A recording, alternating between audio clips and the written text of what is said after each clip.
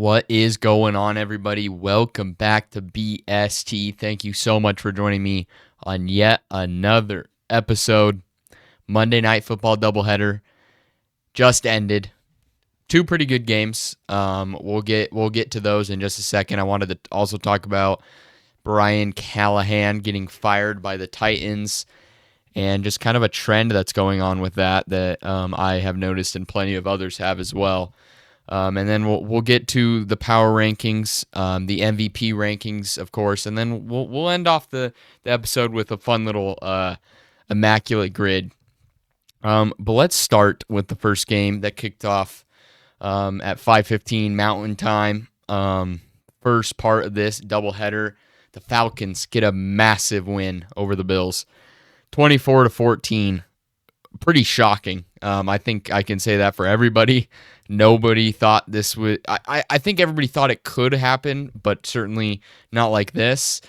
I thought if it did happen, the Bills would be in control, and maybe something happens, a turnover, and then the Falcons find a way to win. But no, this was just a Falcons ass kicking.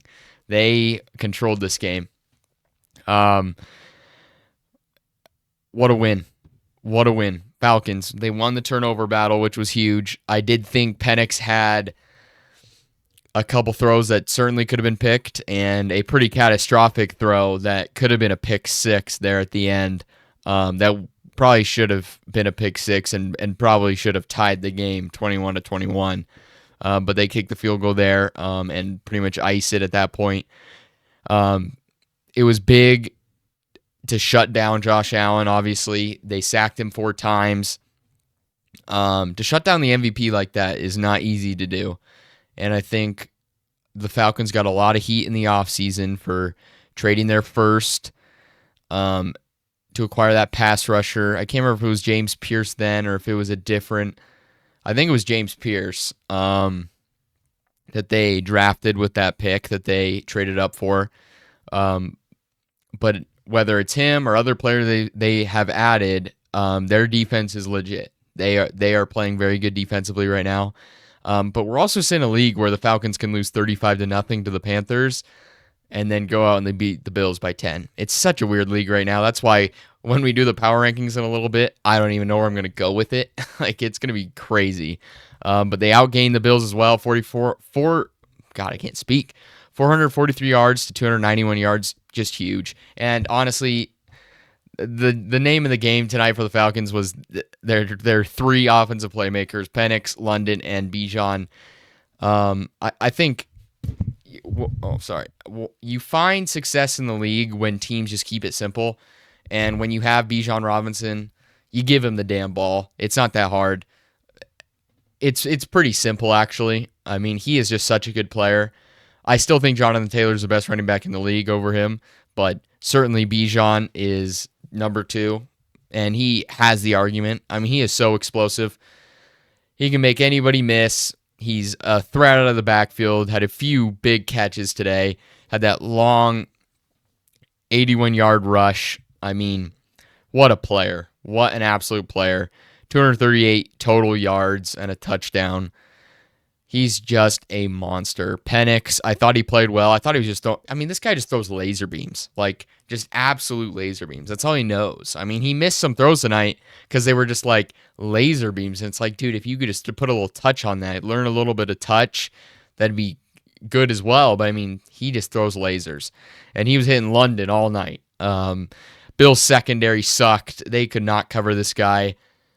He was running all over the field. And right before halftime, he catches that slant route, almost takes it to the house, barely steps out. If he takes it then, this game's not even as close as it was now. I mean, it would have been 28-7 going into half instead of 21. And London, 10 for 158 and a touchdown. Should have been 2. I mean, what a game for these 3, the big 3 on offense. I mean, that's the reason why they won tonight. And I don't even think Penix has played that well this season, but he did what he needed to tonight. And when you got Bijan Robinson, Drake London, it's pretty simple on offense. Get those players the ball. It's fairly simple. But for the Falcons, it's a huge win because the Buccaneers, they're playing the best football they can right now, but they're injured.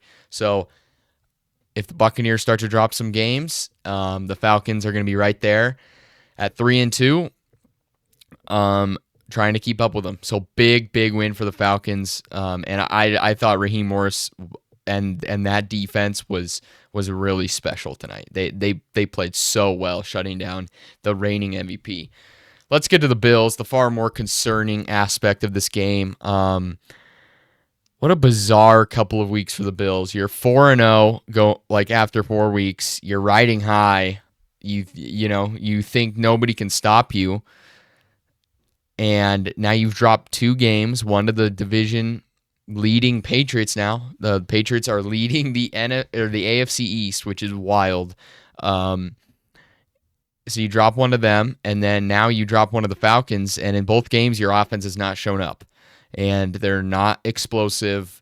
Very conservative play calling by Joe Brady.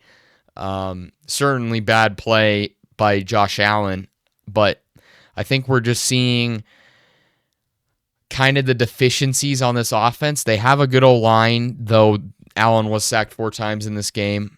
But just the playmakers. When Cook isn't really gashing teams for a ton of yards, like in this game, I believe his longest rush was 14. He played well. I mean, 17 for 87. That's a good yards per carry, but even then, it's like it was mostly just 5-yard rushes all night.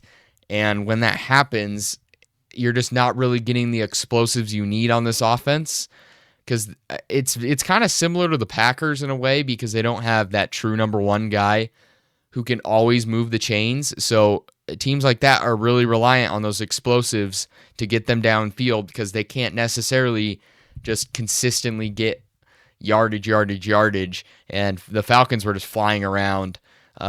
They play very physical. They play very fast. And I mean, Shakir, he's a fine player. Kincaid, he's a fine player. Palmer made a big play at the start, 45-yard catch, but after that, I mean, that was the biggest play of the night for the Bills, and that happened early. But I mean, Josh Allen was uncharacteristic with the 2 picks. One was tipped at the end, and one was before halftime. So it's kind of like he didn't really throw those 2 picks when they really mattered. But also that pick before halftime almost let the Falcons score. But it wasn't like too horrible. And then the one that was picked, or the one that was tipped. So I'm not going to blame the interceptions a whole ton on the outcome of this game, but he just was not. Josh Allen has not been him these past 2 weeks, and certainly not himself tonight. And even though the offense is concerning, I mean, the defense, it's been my concern since week 1. If you go back and watch some of our episodes when we did the power rankings, I had the Bills down below the Ravens, like going into week 2. Even though they beat the Ravens, I'm like, this defense is poor, man. Like, they can't stop very many teams. And, you saw Drake May do what he wanted against them when they needed it most last week. And in this week, they just had no answer. They didn't have the secondary to cover London, and it's just really bad. So even though you had those chances against Penix to pick them off, you didn't make them. And I just don't really know. They've lost a lot of star power over the years on that defense, and I don't really know where you look from here, because now you're second in the AFC East. You still hold playoff positioning. You're still 4-2. Like, there's no need to panic. I think this season we can't really overreact based off these kind of tough losses, because every team has one. You look at Philly. Philly looked untouchable, and now they've dropped one to New York and one to Denver. So I don't think we can overreact here. I'm not going to panic. I'm not going to drop them out of my top 10. I still think they're a top 10 team. As long as you have Josh Allen, I think they'll get it in groove, but they definitely got to figure out this offensive thing, be a little bit more aggressive, find the big plays, because it is not looking good right now for the Bills, and they drop to 4-2. But big win for the Falcons, and good for them. Good for them, because you, like I said, you lose the Panthers. few weeks back, and you're like, God, what the hell was that? But they right the ship, get a big win here. Let's move on to the second game. Bears pick up another big win, 3 in a row, 25-24 against the Commanders. A game where the Bears controlled 16-10, and then all of a sudden you saw the Commanders take a commanding lead. No pun intended. 24-16. Then the Bears battled back. But ultimately, this game came down to that big-time fumble by Jaden Daniels. Just brutal. I mean, the ball was wet. It started to rain. The rain picked up a little bit in that fourth quarter, and it looks like he just didn't get the grip on the ball. It slipped out his hand, bounced right off of Ja'Cory Crossy-Merritt's chest, and the Bears recover, and they're able to wind the clock down and kick the game winner. And speaking of the game winner, Jake Moody, man, what a story that is. Because, I mean, he got cut a few weeks ago by the Niners, third-round pick, but his performance has been poor in his career. And this year he missed too many kicks, and the Niners are like, yep, see ya. You have no place on this team missing kicks. But even Shanahan said when they let him go, it's tough to let go of a guy that like they believe he'd be a good kicker, but at this moment you can't afford a kicker to be missing kicks in this league. It's too close of games, and when you got guys missing kicks, it's a recipe for disaster, and it's how you lose games. I would know. The Packers had Anders Carlson for an entire year, and he lost us games. But he goes 4 or 5. The one was blocked, probably on him. Little bit of a low trajectory, but he hit the game winner. He was nailing them from 48 yards all night, basically 40 plus. Every one of his kicks was. Just happy for him because I bet you these past couple of weeks have been really tough on his mental game. Because you're a third round pick. I mean, third round is not that light for like that is really high for a kicker nowadays. So you got expectations with that, and you don't prove that you're good enough, and you get cut, and you kind of don't know what your future is as a kicker who can't kick. But he comes in here when the Bears need him most because Cairo Santos out with an injury, and he makes 4 big kicks, including the game winner. So happy for him. But yeah, let's start with the Bears. I mean, this offense was inconsistent because Caleb just was inaccurate at times. Probably should have had turnovers. He had one where he fakes the run and then turns and just fires it, not really looking at what's there. Should have been picked. But, I mean, ultimately, this offense moved because Swift was running the ball really well. I have been a notorious Swift hater. I've never thought this guy was good at football. I thought he can't hit a hole. He has no vision. But tonight he played really well, and the O-line blocked really well for him. So that was big. If they didn't have Swift playing like he was tonight, I'm not sure they win this game. And ultimately, winning the turnover battle 3-0 won him the game. Obviously, that big turnover at the end, they picked off Daniels. Bad throw by Daniels, but they picked him off. They had another fumble by Crossy-Merritt they recovered. So winning the turnover battle was huge because you win the turnover battle by 3-0, and you only win by 1. Definitely could have turned the tides if they didn't, and that one at the end was so costly because honestly, the Commanders probably just win the game if they do not fumble there. But yeah, Swift, 175 total yards, a touchdown, caught that big touchdown catch where he broke the tackle, scampered in the end zone. Williams was fine, 252 yards, a touchdown. But yeah, big time by the Bears. Now you got some momentum, trying to keep up in that division with the Packers and the Lions. The defense, I thought they got somewhat torched in the second half. I thought Daniels really picked it up, started making some big-time throws. But ultimately, if you win the turnover battle, you're going to win games. It's kind of like feeding Bijan Robinson. It's fairly simple. If you win the turnover battle, you're going to win especially 3-0, you're going to win the game most of the time. Honestly, for the Bears, they had missed opportunities. I thought the refs were kind of odd in this game. The penalty on that Rome Odunze touchdown was weird. Illegal formation, it didn't look like it to me. It didn't look like it to Troy Aikman either. and whoever their ref guy is in the booth. Um, I, I I didn't think it was a penalty, so that wiped off a Romo Dunze touchdown. Um, but regardless, they get the win. Big time win for the Bears. But for the Commanders, I mean, like I said, like I've brought up so many times, that fumble was huge. If they don't fumble there, they probably win, and we're probably looking at this differently. Um, Daniels played good, I thought. 211 yards, 3 touchdowns, 1 pick. But at the end of the day, just like I said with the Bears, when you lose the turnover battle, you're going to lose games. I thought with their injuries to McLaurin and Noah Brown, I picked the Bears to win in this game just because I'm like, those are some big injuries, man. But McCaffrey and Moore stepped up. Moore caught that big touchdown. And McCaffrey had that touchdown, another big play. So those guys stepped up, and Deebo Samuel made plays when he needed to.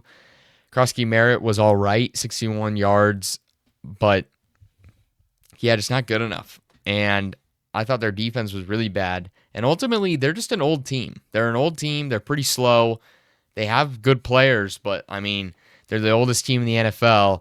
And it shows at times. I thought like Swift was just kind of running past everybody. They were getting blocked on defense. It's a tough one. And you're trying to keep pace with the Eagles. The Eagles are 4-2. You had a chance to move to 4-2. Now you're 3-3. And I think going into this year, we said it. Last year, they had a last place schedule. They weren't expected to be good. They won a lot of close games, a lot of miracle games. Literally, the storyline coming into this game was the Hail Mary last year. They shouldn't have won that game. They won on a Hail Mary. There were multiple games last year they shouldn't have won, and they won. And it's a great story because they went to the NFC Championship. But now, I mean, it's going to be tougher. It's a tougher road ahead for them. So we'll see what happens with the Commanders. We'll see what happens with the Bears.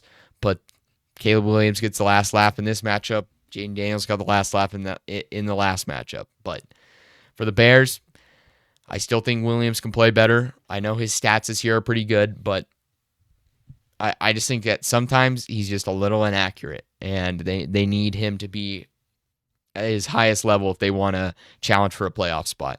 But yeah, tough one for the Commanders. Let's move on to the Brian Callahan firing. I mean, this was certainly not the first coach I thought would be fired, to be honest.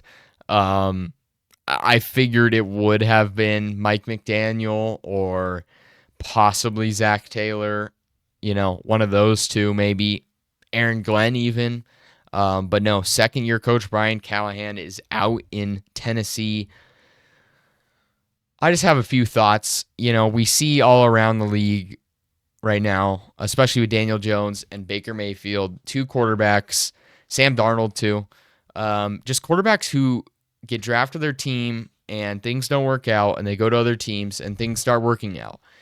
And I think there's no coincidence that it's the same teams that this happens to. The Browns, dysfunction. The Jets, dysfunction. The Giants, at this point, they aren't the same Giants they were with Eli Manning. Dysfunction. So I don't think it's a shock that quarterbacks, good quarterbacks, fine quarterbacks, good players, go to the wrong situations and things don't go right. I don't think it's a shock. And now the Titans firing Brian Callahan, I am a little worried for Cam Ward because this is kind of how it goes. With all those guys, you're entering situations with a coach and then they fire the coach because things don't work out, because the organization is dysfunctional. I'm not saying they should have kept Brian Callahan. I don't think he's a great coach.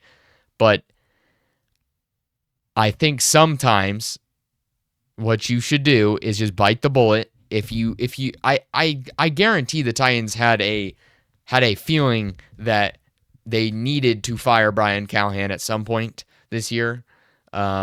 Maybe not, but It's just ridiculous. They've had multiple GMs, and I feel like we've just seen this before, where a quarterback enters the league with a coach, and then before they get to sign their second contract, they've had multiple coaches, multiple offensive coordinators. How is anybody supposed to succeed in that scenario? I mean, there's constantly things changing. The playbook's changing. The environment's changing. The culture is changing. It's impossible. It happened with Baker. He entered the league with Freddie Kitchens as his coach, I believe. Then he had Stefanski. And then things didn't go well, and he's gone from Cleveland. He goes to Tampa, to a much better situation, to a functional organization, and they start to win. And we'll get to the MVP rankings, but he's looking like the MVP of the league at this point. Same with Daniel Jones. Daniel Jones entered the league. Who was it? Pat Shurmur as his head coach. Then what? Ben McAdoo or something? Like, who was it? I don't even know who it was. Oh, it was Joe Judge for a little bit. And then you get Brian Daboll. And the other thing is, like, Daniel Jones was not Brian Daboll's guy. Daniel Jones was brought in with a different head coach. As soon as that disconnect is created, the head coach has no connection there. Like, there's nothing there. There's nothing like, I was brought in at the same time as this guy. This is my guy. I handpicked this guy in the draft, like Daboll did with Dart. Those two are kind of connected. It makes it very hard for the Giants to fire Daboll as long as Dart is there. But now, whoever comes in to coach the Titans, they don't really have that connection with Cam Ward. I'm not saying, like, Cam Ward's a goner from Tennessee. We're barely into his career. But I think it's no coincidence that we see this happen to dysfunctional organizations because they mismanage these situations. And they bring these young quarterbacks into the league with poor O-line play, a poor defense to back them up. And of course, I mean, they're one of the worst teams in the league. No duh, they have poor O-line play. But this just feels like the start of another quarterback who may perform bad in Tennessee. And it's hard to pay a guy like that. There's no point. I think we could see the same thing with Bryce Young, quite frankly. I hope we don't, but I think we could.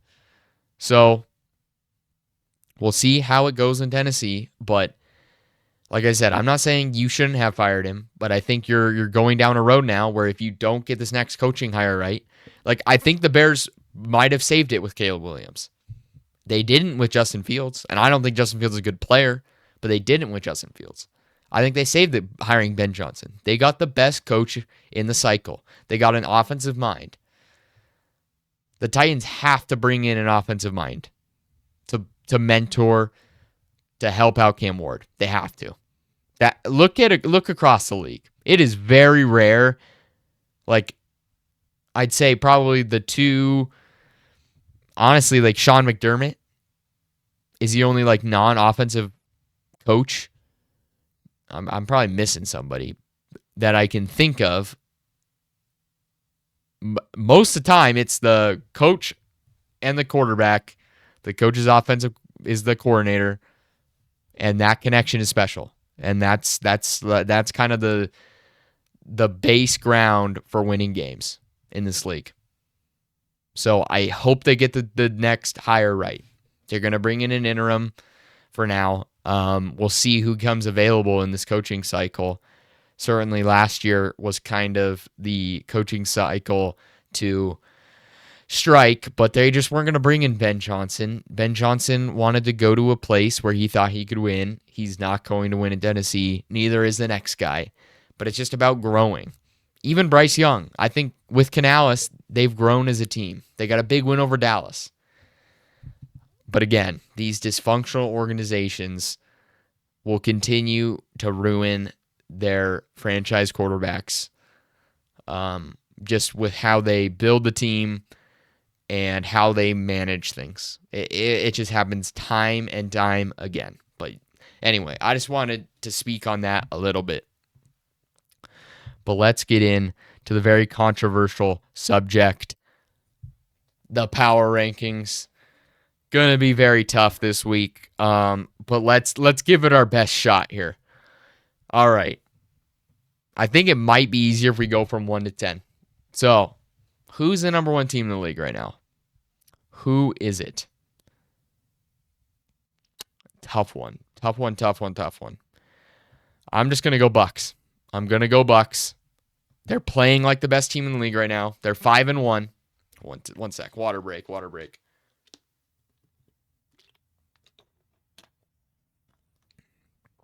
They're 1-10.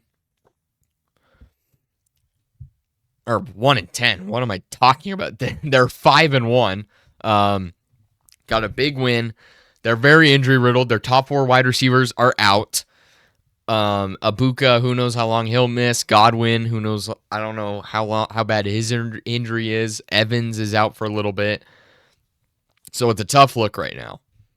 But I do believe they have the MVP of the league playing for them right now in Baker Mayfield. That O-line is still good. Bucky Irving's also out. So for now, they're the top. But could this change if they start dropping games because of all these injuries? Sure. But for now, I think there's no other place for Tampa than at 1. I think they're playing like the best team in football right now. In a league that's just crazy. I mean, it is wild. And before this week, I probably would have had the Bills at 2 if they would have won. But I don't think you can do that now. God, it's so tough. I think at this point, it's just crazy to say, but I mean, Indianapolis, they almost lost to the Cardinals, no doubt. But I think the Cardinals with Jacoby Brissett might be a little bit better than with Kyler Murray, honestly. And the Cardinals, they have a good defense for sure. So at this point, though, I've said this so much. Who cares? They won. They have 1 loss on the season. They're 5-1. Who gives who cares? Who cares anymore? Like, teams have lost to so many teams. We're about to put Tampa at 1, and they lost to Philly. So, like, I just don't care. And they won. And the only team the Colts have lost was the Rams. And the Rams lost to the Niners. It's such a weird league right now. It is so hard to keep up on. I don't even know. So, we'll have the Colts at 2. Man, this is really, really tough. This might be some of the toughest rankings. Oh, jeez. I don't even know where to go from here. Man.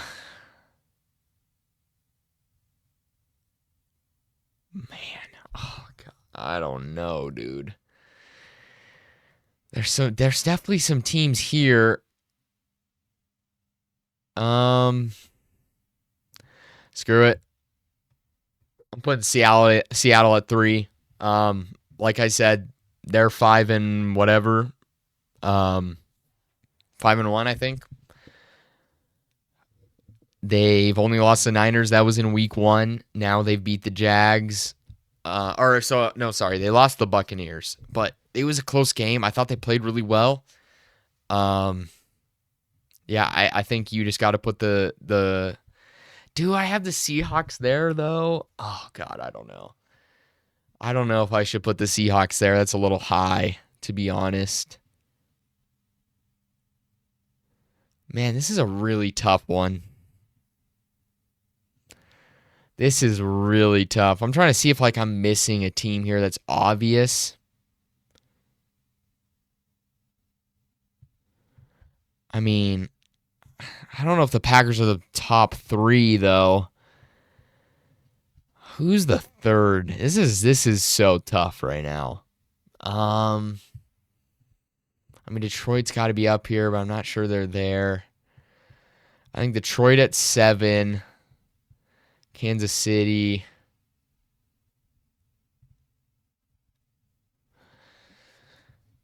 Is Buffalo this low?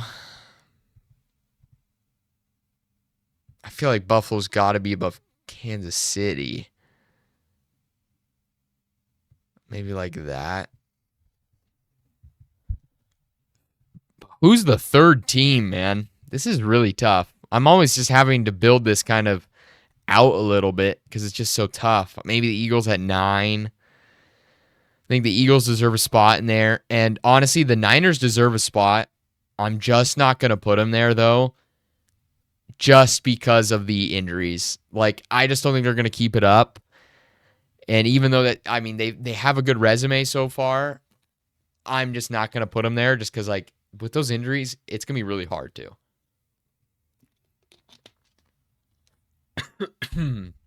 All right. I think the Steelers deserve a spot. Let's see here. Are there any teams that are kind of snubbed? I mean, probably the Rams. So if you move this up, I just don't know that the Packers are the third team. Seems kind of crazy. Yeah. Rams. So then you're leaving out the Niners, the Chargers, the Patriots probably deserve a spot, don't they? Patriots probably deserve a spot somewhere in here. Man, who's going to get booted out of this thing? I'm going to boot out the Steelers. I'm not sure I believe in the Steelers just yet. So I'm going to put them out for now. And I think that's good. I don't think the Broncos are there just yet. Commanders, no. Niners, no. Okay. This is our 10 teams. We just got to carefully craft this now. All right. I think the top two make sense. Seahawks. They don't lead their own division. That's the thing. That's the thing about leaving the Niners out. They're in the lead of their own division. I just think, hey, Niners fans, if you guys can prove me wrong, prove me wrong. I just don't know that with their injuries, they can keep this up. I mean, they just lost Fred Warner. They don't have Kittle. They don't have Bosa. It's going to be really tough. But if they can prove me wrong, prove me wrong. But I'm just going to leave them out just because I don't think they're a top 10 team right now with the injuries. Shoot. All right, you know what? I'm putting Kansas City at 3.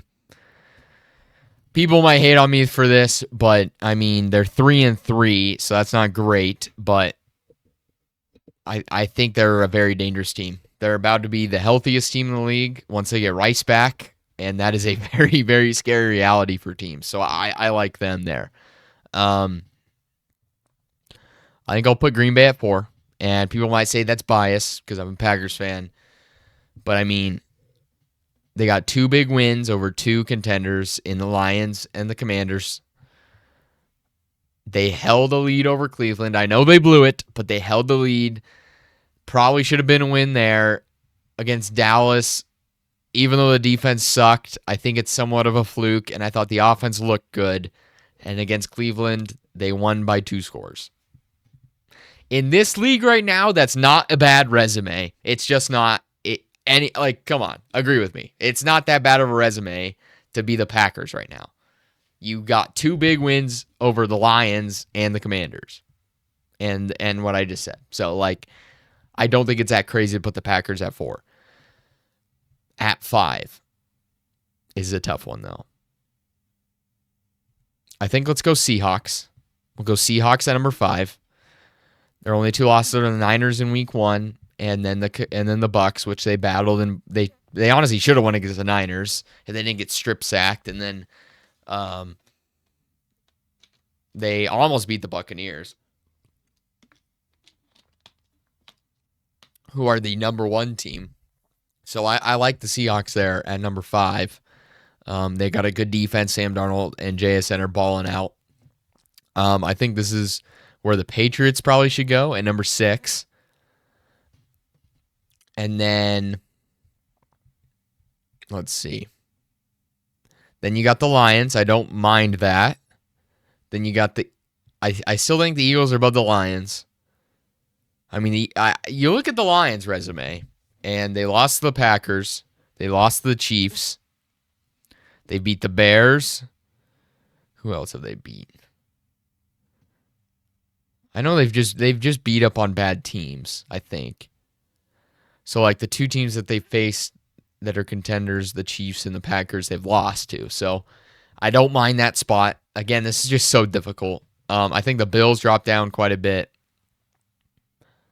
because they're kind of in a similar situation as the Lions. And then you got the Rams down here.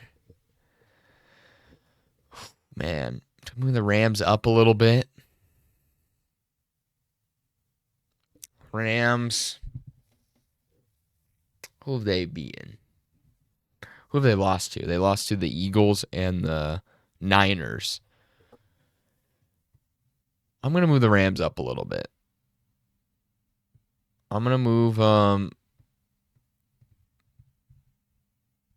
okay, I think this is the final rankings here. I think this is it. This is so difficult. I don't know, man. This is really difficult. All right. So up 1, you have the Buccaneers. That makes sense. At 2, the Colts makes sense. At 3, the Chiefs. Little iffy. I'm kind of just going off of once they get Rice back, I think this offense is going to be really scary. And they're the Chiefs. At 4, the Packers. At 5, the Seahawks. At 6, the Patriots. At 7, the Eagles. At 8, the Rams. At 9, the Lions. At 10, the Bills. Might be a little harsh to drop the Bills down that low, but they've looked pretty bad these past 2 weeks. But I think all things considered, I like that. And then maybe on the bubble, you got these teams right here, I would say. I'd probably put Steelers, Denver. You got kind of all these teams. I'd probably go like that. You got this kind of group right here, and then even the Niners probably go in like right. The Niners probably at the end, but these 6 teams all have an argument to be number 10, but I still think the Bills just get that spot. Man, I don't know. Are the Bills really 10? Like, I feel like they got to be a little bit higher. Maybe we put Bills there, Lions 10, Rams 9. Yeah, okay, that'll be the final one right there. Bills or Lions down to 10, Bills up to number 8. I'm not going to drop them too far. Still got the Patriots in front of them. I mean, if we do kind of the test here, like who has beaten who? So like the Packers beat the Lions, they're above them. The Eagles beat the Rams, they're above them. The Patriots beat the Bills, they're above them. Seahawks, yep. Bucks beat the Seahawks. Okay, I think this is the correct list. Even though the Niners are leading their division, they beat both the Rams and the Seahawks. Again, the injuries, I'm just gonna err on the side of caution. But there you go. There you have it. Those are week 6 official power rankings for BST. We'll see how those age going into next week. But let's do the MVP tier list maker. So they do not have. Well, okay, I shouldn't spoil it. Let's just start out at number 1. The MVP of the league right now is Baker Mayfield. I don't think it's close. Well, it's close, but I still think Baker Mayfield is the MVP pretty handily. He's just playing the best right now. He had like another MVP play where he's escaping the sack, somehow gets it. You know, he's just playing like that guy right now. I think he's the MVP. We go across here. Man, this is tough. I would say Josh Allen, not so sure after these past 2 weeks. I think Dak Prescott.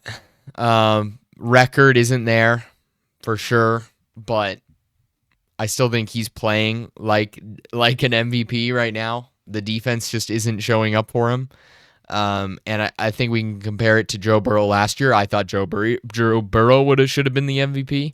So I'm going to show some love to Dak Prescott here for the same reason. And number 3. This is tough. I'm looking. Goff has good numbers, but I'm just not sure he's even the most valuable player in the Lions. I'm just kind of like looking for really most valuable players here. No. I mean, Josh, he's still probably got to be up there. I'm not going to put him there, though. All right, we're going to have Daniel Jones / Jonathan Taylor at number 5. But we'll just say Daniel Jones is just Jonathan Taylor. This is not Daniel Jones. This isn't a skinny white dude. This is like a big, burly black running back. All right. Instead, not Daniel Jones, it's Jonathan Taylor.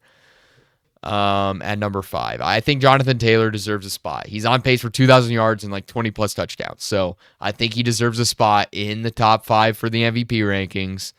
I just think that's true. This is really, really tough. I'm going to throw Drake May in there. He's playing really well over these past couple weeks. I don't think he's quite won, but I think he's definitely moving up that list. And the Patriots are 4-2, and he's a big reason for that. And then in that number 3 spot, it's tough. It really is tough. Man,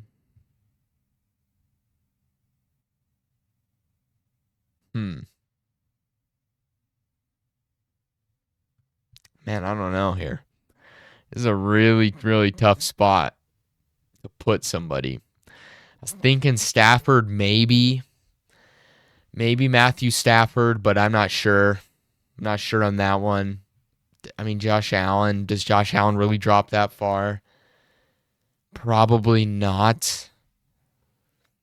I'm just gonna. I think I got to put Mahomes.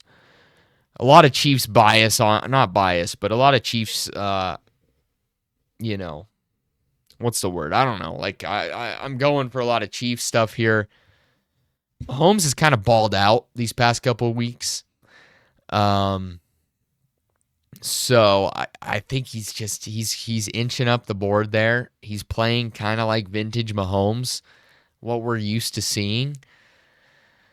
This is really tough to predict the MVP. It's kind of wide open except for the top 2 in my opinion. So that's kind of my list. But I mean, honestly, if you had Josh Allen here, if you had Jared Goff here, Jordan Love possibly, Matthew Stafford, like you really couldn't go wrong with any of those guys. Just kidding. I'm not gonna put Aaron Rodgers there. Aaron Rodgers is playing well though. But if you had any of these guys, I think these kind of, 9 guys all kind of deserve a spot possibly. But there you go. That's the MVP rankings right now. Baker Mayfield MVP. Go bet on it. Actually, probably the odds right now are not very good to bet on. But I got in early on the Baker Mayfield MVP odds. Let's end today's show on a little bit of fun note with the immaculate grid. For real ball knowers only. Especially this one looks kind of difficult. Bears, Jags. Let's start.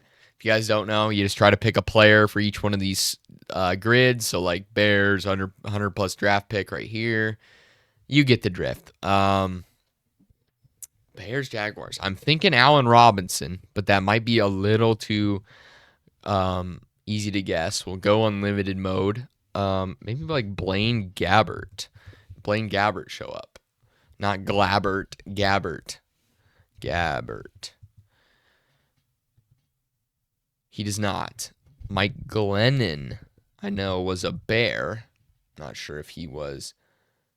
Okay, there we go. That's pretty good. 4%. We'll take those.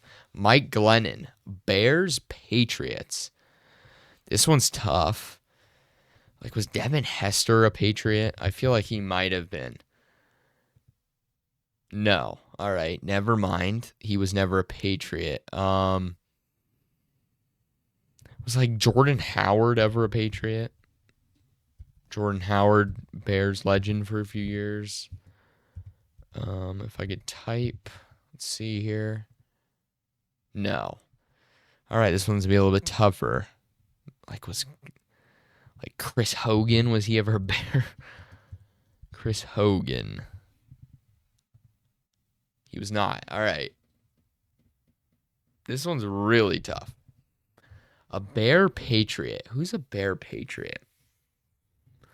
Who's a Bear Patriot?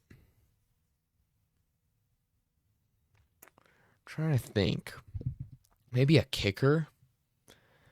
Who's a kicker who kicked for the Patriots that would have kicked for the Bears? Maybe Robbie Gould? Ever find his way over to New England? He did not. Okay, let's move on. Let's move on from that one. Bears, 100 plus draft pick. Adrian Amos, was he Was he oh baby 0.58%. I'm the greatest. Adrian Amos, baby. Let's go. 4+ interceptions thrown in one game for the Jags. Let's go Blaine Gabbert on this one. Blaine Gabbert. No. Nathan Peterman, did he ever find his way? No. 4+ interceptions is a lot of interceptions. That is crazy. David Garrard. Baby David Garrard, 4.37%. Let's go. We're on fire here. 4+ interceptions thrown for the Patriots. Go Matt Castle. 5.59%. We're on fire, baby. Let's go. 4+ interceptions thrown, 100+ draft pick. Brett Hundley? Packers legend? No. Deshaun Kaiser. Not Kixer. Kaiser. Deshaun Kaiser. No. All right. Got to dig into the depths here. Matt Flynn? Maybe? No. This one's tough. 4+ interceptions thrown is nothing to sneeze at. That is pretty crazy to throw 4 interceptions in a game.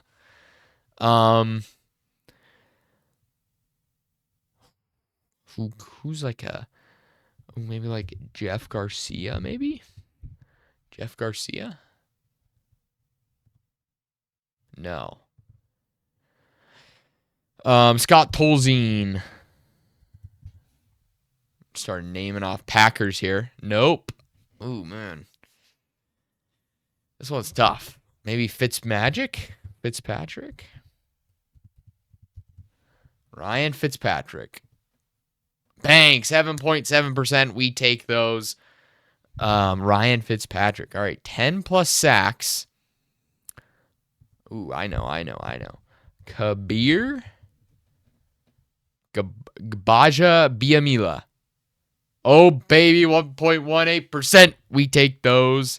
Couldn't tell you how to pronounce his name. Kabir Baha Biamila. I will guess. I don't know, though. Packers, great.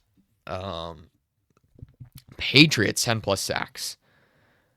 I'm thinking Bennett. Which Bennett, though? It was Michael Bennett, I believe. No. All right. Maybe it was a different Bennett. Because they had Martellus Bennett. It was Michael Bennett, but I don't know if I got the right one. I must have. Oh, no, he was there earlier. Maybe I didn't. I don't know. 10+ sacks. That's a lot. Like Manti Te'o? Was he ever... You ever get 10+ sacks? No. Obviously, you have guys like Matthew Judon. Yeah, 10+ sacks is that's something you kind of remember. So it's going to be tough to get one. I mean, for the Jags, 10+ sacks? Like, was Preston Smith ever a Jag? Got to search up his full name. Preston Smith. No. This one's tough. This one's really tough. 10+ sacks for the Jags.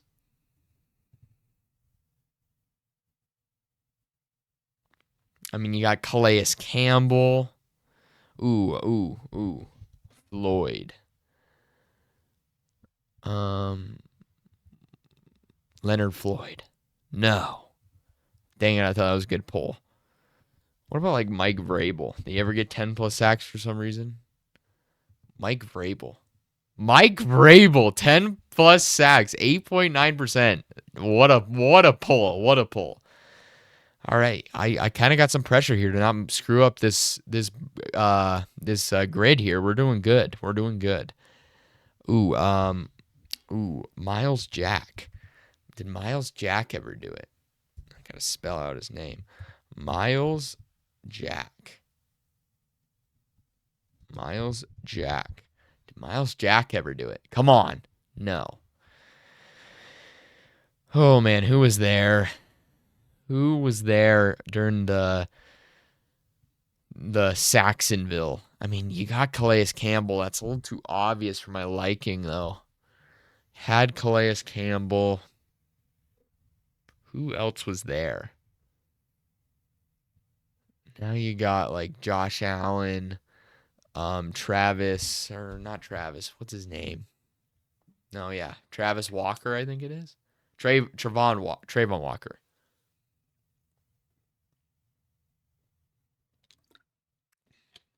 This is a tough one. 10 plus sacks for the Jags. I'm trying to think of just like an obscure guy that you wouldn't think had 10 plus sacks for him. Can I just get like a Packers player that maybe played there, like Dean Lowry? Dean Lowry? Man, that'd been awesome. That'd been awesome if I got Dean Lowry pull. Jags, I might just have to bite the bullet, guess somebody. Who's like the most obscure guy you can think of on that Saxonville team? They were literally named Saxonville. I can't even think of anybody besides Calais Campbell. Screw it. For the sake of this not taking forever, we're going Calais Campbell. 31% ain't even that bad. That's decent. I'll be interested to see what other people said. Now we just got Bears Patriots. Trying to think here. Did Brandon Marshall ever find his way to New England? Brandon Marshall? I feel like there's a decent chance he did. No. He did not. Like Matt Forte, did he ever find his way? No. Urlacher, no. This one's tough. This one's a really tough one. I can't even think of a guy. Like, usually I can think of somebody, but I can't even think of a guy here.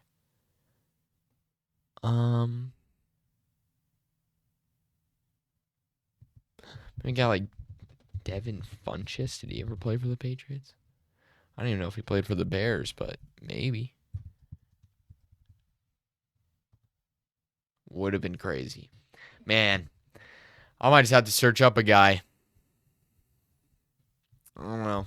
Let me search one up real quick just so we can end this segment. It's going to take me forever if I don't. Search up Patriots, Bears player. Oh, duh. Martellus Bennett. I literally said his name earlier. Oh, shoot. I literally said Martellus Bennett when I was talking about Michael Bennett. Martellus Bennett, 15.8%. Not the greatest, not the worst, though. So, yeah, we'll give up there. Pretty good, 79 score. So those were the highest. Interesting. So, yeah, we didn't get the highest at any position, so that's good. At least we didn't get the highest. But, yeah, that's it for the Immaculate Grid.